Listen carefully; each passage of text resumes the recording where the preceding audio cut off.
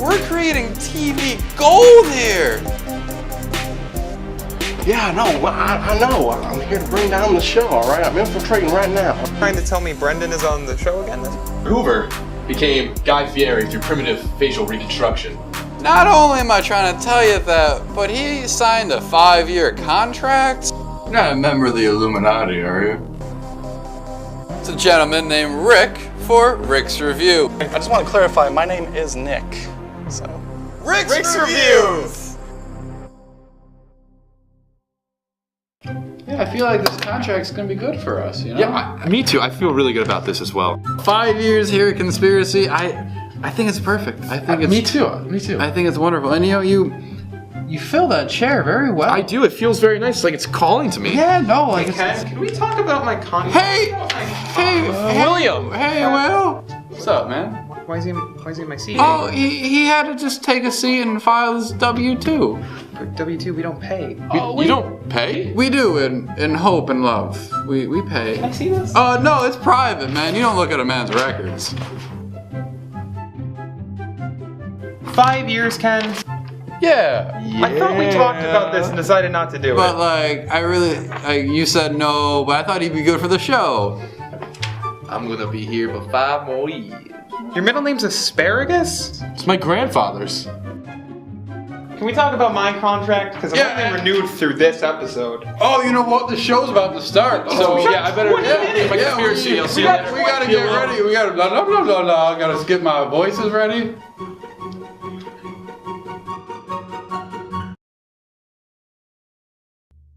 Ten, 9, 8, 7, 6, 5, 4, 3, 2.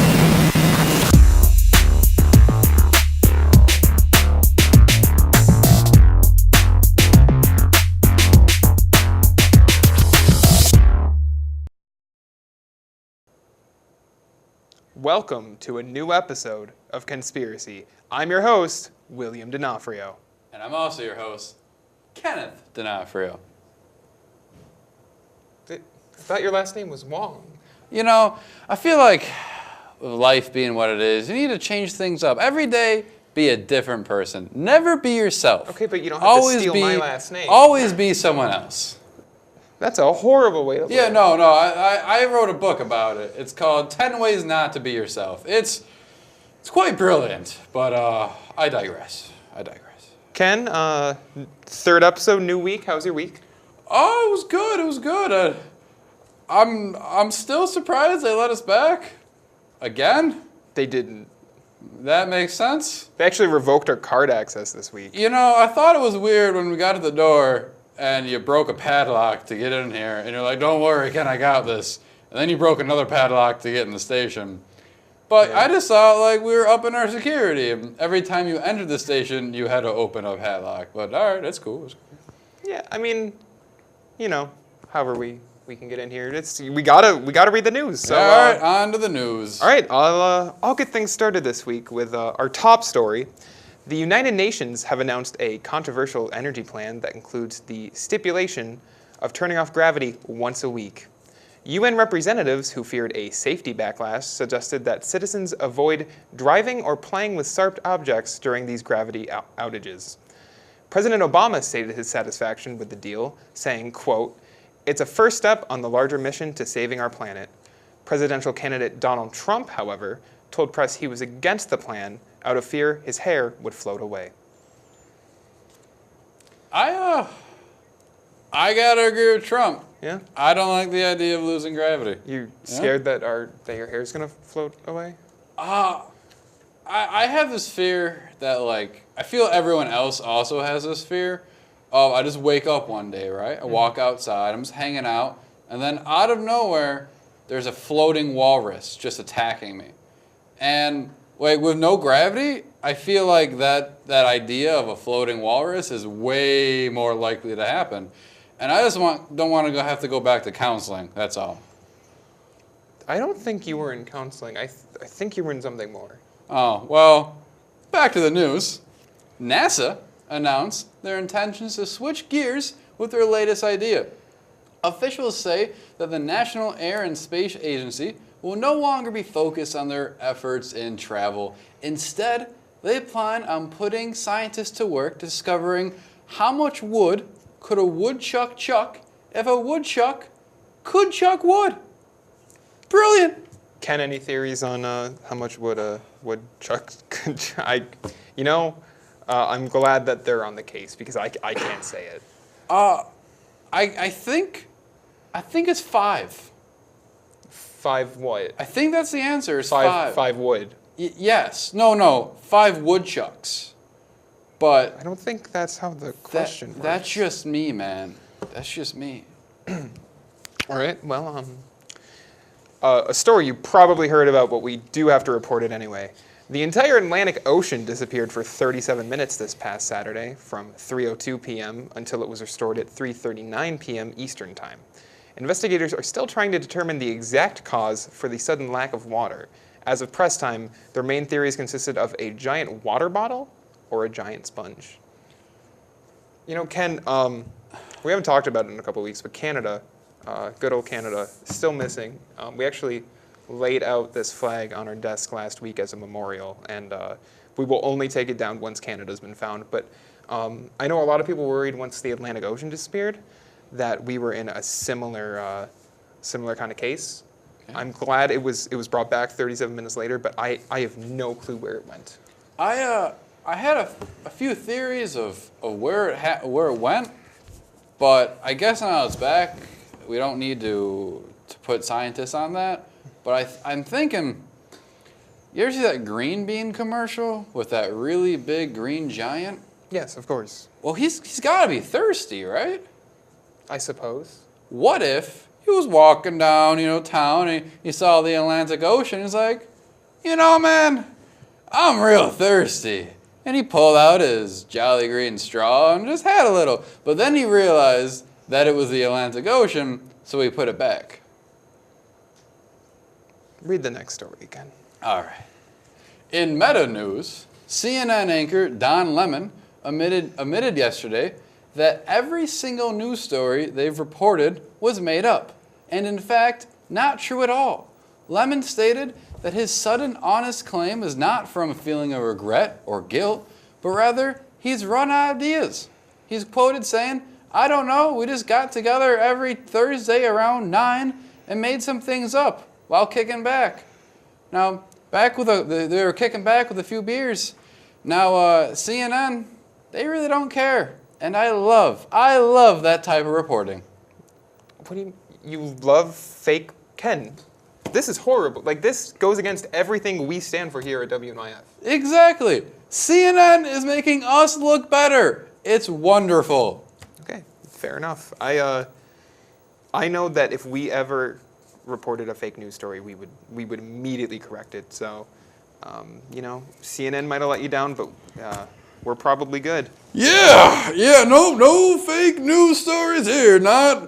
All these that I wrote for you, they're all genuine, real news stories. I mean, Ken, you handed these to are they not real? Well, more news. We need more news in our life. Read the news. All right, well, Dancing with the Stars announced their lineup for the upcoming 22nd season of the hit reality show.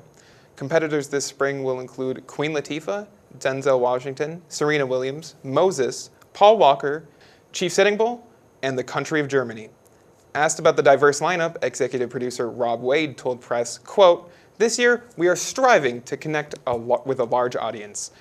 No word yet on whether or not the new stars will boost the show's falling ratings as it enters its 11th year." Ken, I know, the Oscars just aired this weekend, and, Oscars So White was a big deal. And yeah. I think ABC really reached out and found a way to get a diverse group of celebrities on the show. I think it's a really good lineup. I think it's a really good step in the right direction. I got an email from Dancing with the Stars a couple of weeks ago asking if me and you wanted to be on it.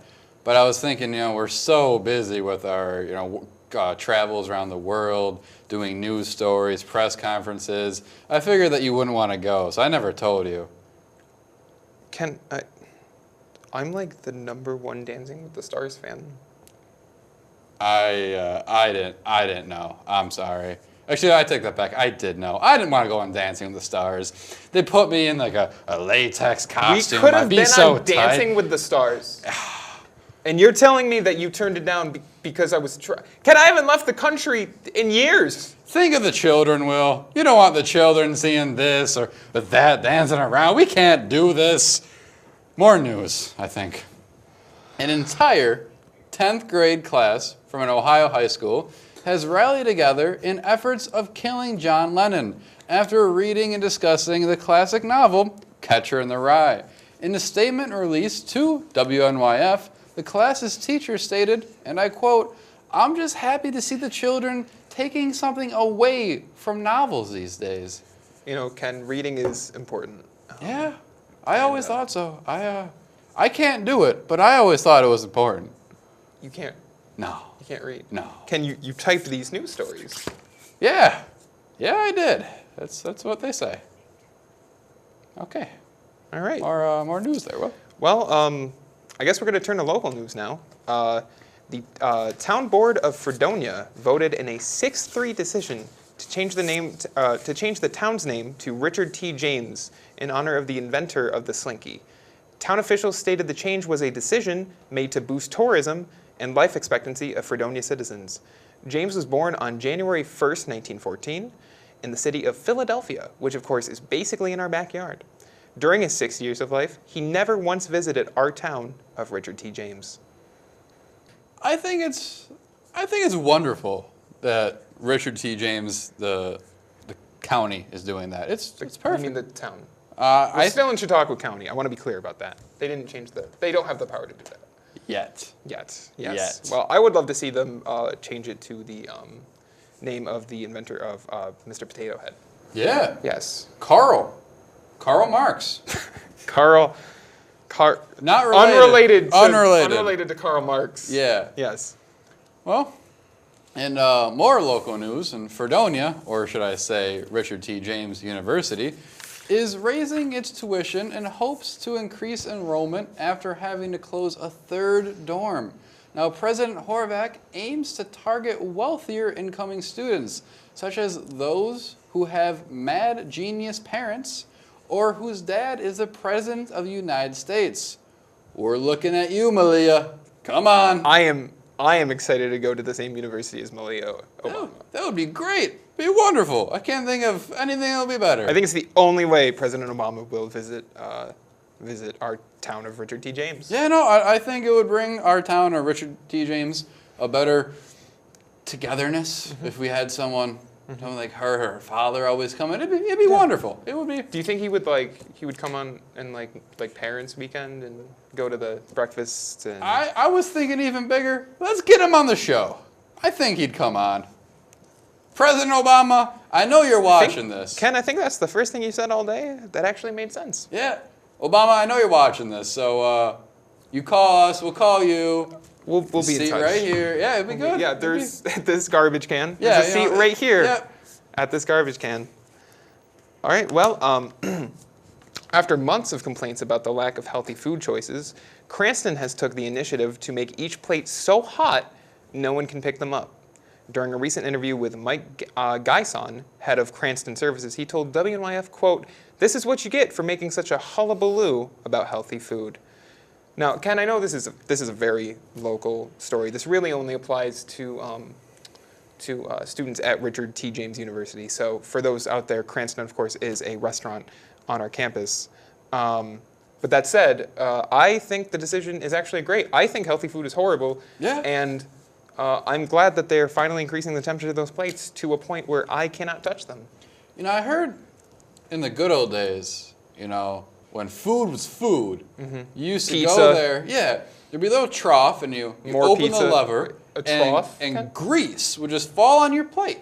And then you'd go over to the next trough, and there'd be a bucket of lard. And now they want green veggie. I don't know what a carrot is, and I don't want it in my meal. I think Look, it's awful. Here's the thing. A pizza was made in the oven. Carrots grow in the ground. Yeah.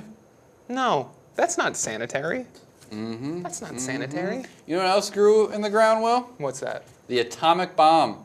and I don't want to be eating anything that's relatively close to the atomic bomb. It's true. All right. Well, for our final story tonight, we send our field agent, Dr. Dangel Uglis, out to Richard T. James University to ask students what celebrity they would bring back from the dead. To you. Thank you, Will and Ken. Dangel Uglis here, out in the field to ask people who they would prefer to bring back from the dead.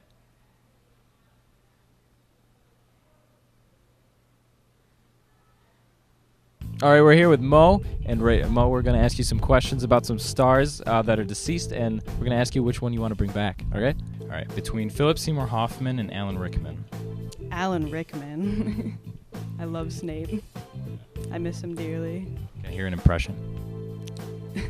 Turn to page 694. Turn to page 394, whatever it is. I don't remember the numbers. Well, you know what? I almost don't recognize those two names, but I think I know who Hoffman is. Have you ever seen, what is it? Hunger Games? Have you ever seen Hunger Games? Yes. Alan Rickman. Why? I love Harry Potter, and I grew up with it. That's my childhood, and he was a really good actor, and he was really inspirational to everybody.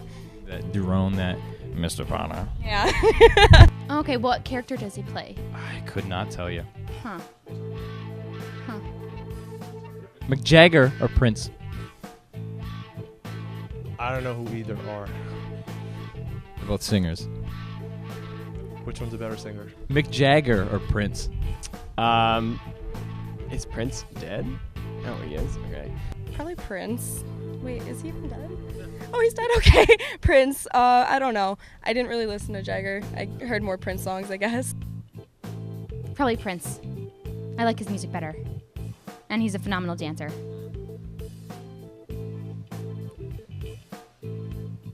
Bill Gates or Bill Nye? Neither of them are dead. Bill Gates and Bill Nye are both deceased. Stop. No. Neither of them are dead. Neither of them are dead, so I don't have to bring anyone back. We got a fighter here. All right, Eazy-E or Dr. Dre? Dr. Dre. Yeah, man, that guy just he revolutionized hip hop, just like with his rapping and his producing of music and stuff. So, go Dr. Dre. Would you marry either one of them? It's a tough one. A lot of marriages aren't successful.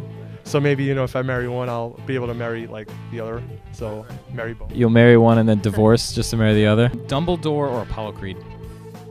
Dumbledore. Huge Harry Potter fan. Yeah, that's such an epic scene when he dies. Too bad, but... You like that scene? Yeah, it's a good scene. It's sad, but it makes the story complete in a way. Timmy Turner or Jimmy Neutron? What? Timmy Turner. Timmy Turner or Jimmy Neutron? You know what? I'm going to stop you right there. I can't do this. I've tried working through this easily, but everyone on this list is dead, and we're making fun of them. And I'm sorry for you. I'm sorry for this. I'm sorry for the whole show, but I can't do this anymore.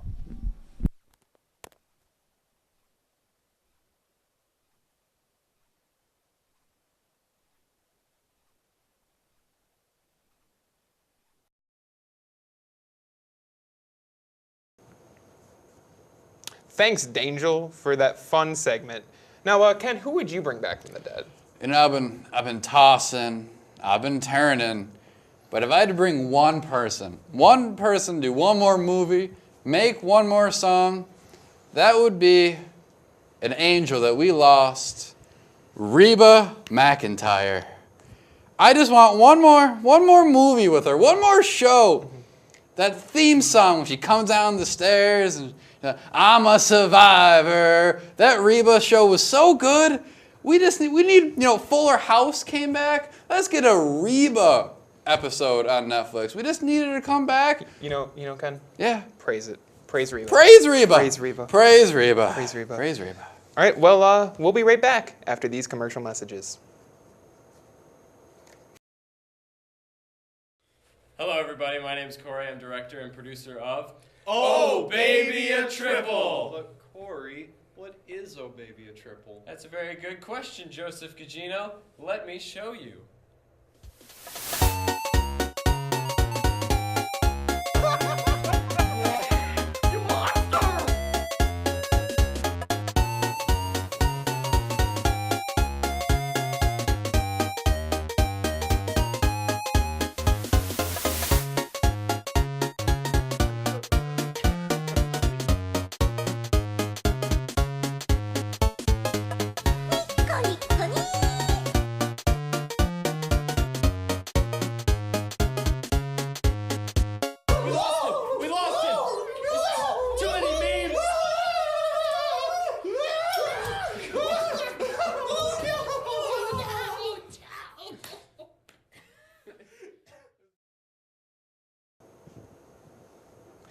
Welcome back to Kenspiracy. Now, we talked about in the news, we went to our interview. Now it's the part of the show that everybody looks forward to. Ken? Kids are turning in on their TV. Ken? Old people are listening to the radio. Ken? It's time for the one. Ken. The I'm only. going to stop you right there, buddy. Are you about to throw to Brendan Lynch again?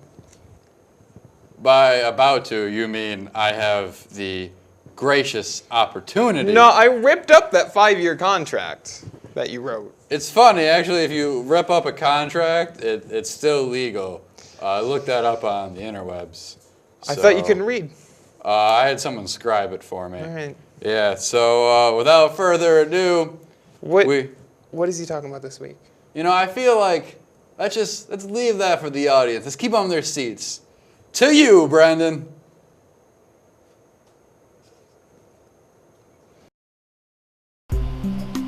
So, Claire, is it? Yeah. You're a new intern, right? Yeah. You have a boyfriend?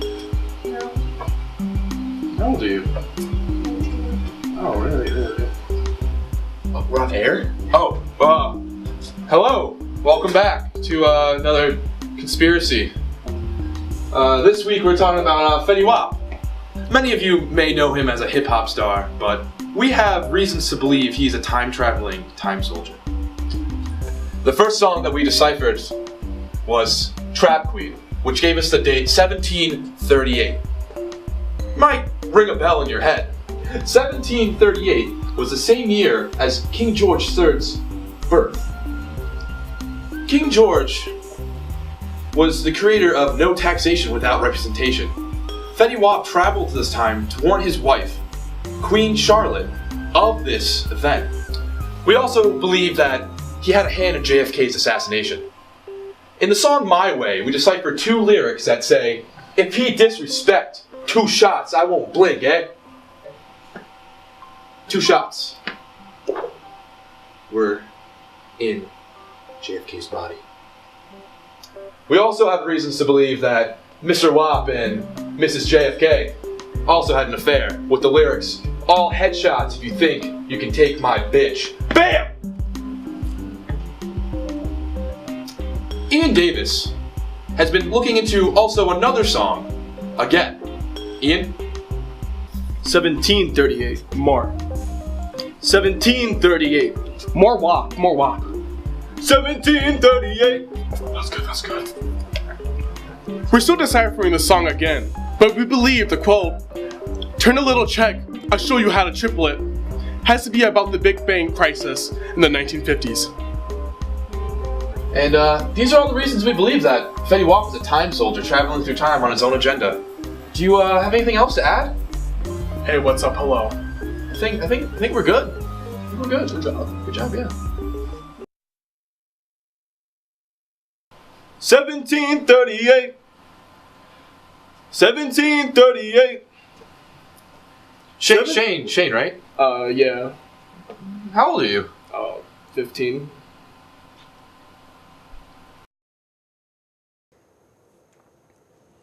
I have a migraine. Wasn't that just terrific, William? Fetty Wap is not a time traveler, Ken.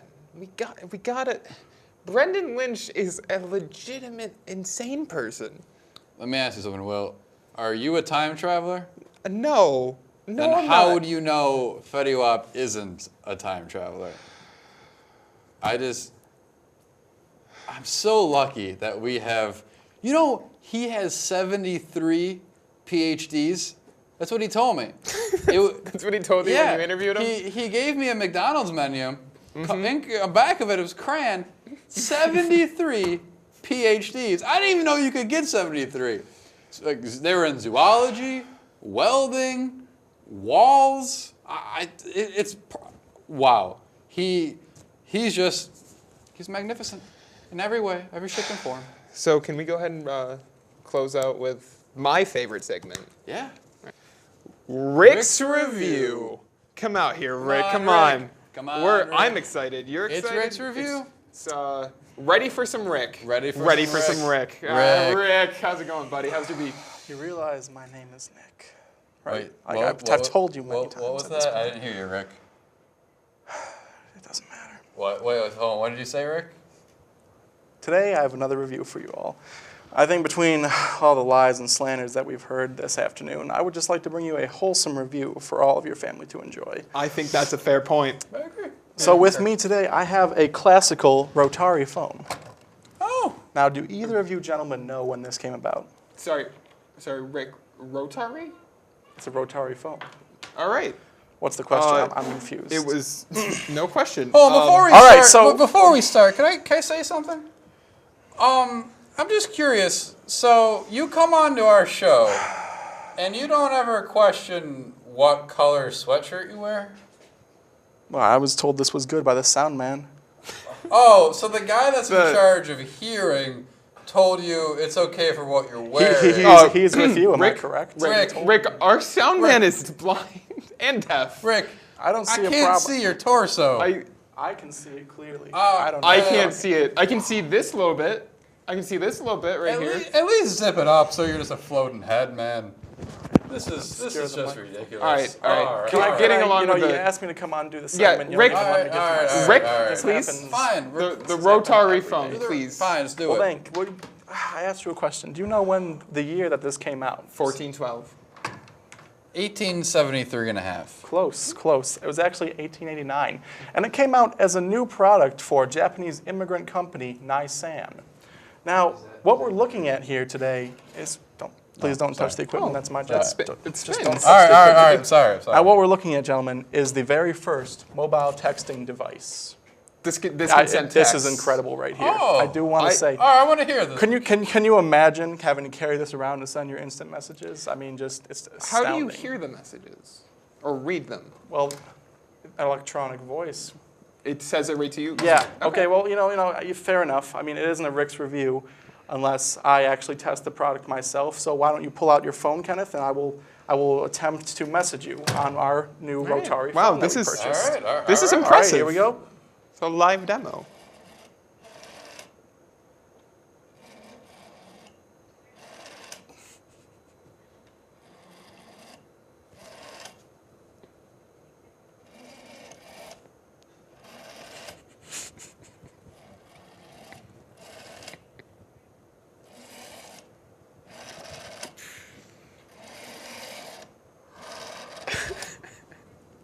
Rick.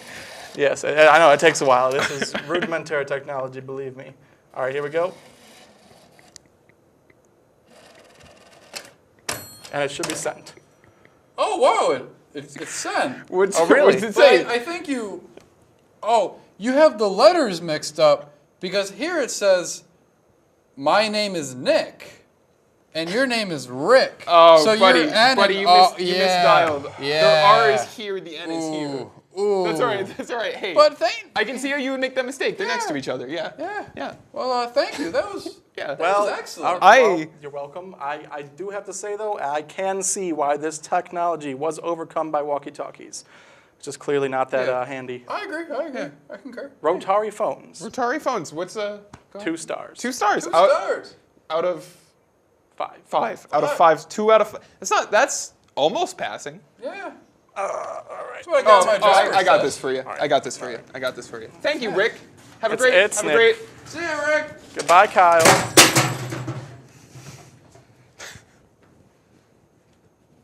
That was something. Yeah. How much are we paying him? Nothing. He's working. We should give him a raise. All right. I think he's probably one of our best employees. It's like Brendan and then him, really. I don't think Brendan works for us anymore. I tore up his contract. It's still in the computer. Speaking of contracts, Ken, this is the end of the 3rd episode. Can we negotiate mine? Yeah. Everybody, thank you for watching the 3rd episode. Please feel free to watch the 4th episode if it happens. Thank you so much for watching. Am I going to be on the 4th watching Kenspiracy? Am I gonna... Everybody have a lovely night, and Ken? I will see you on the ice. Ken? The 4th episode?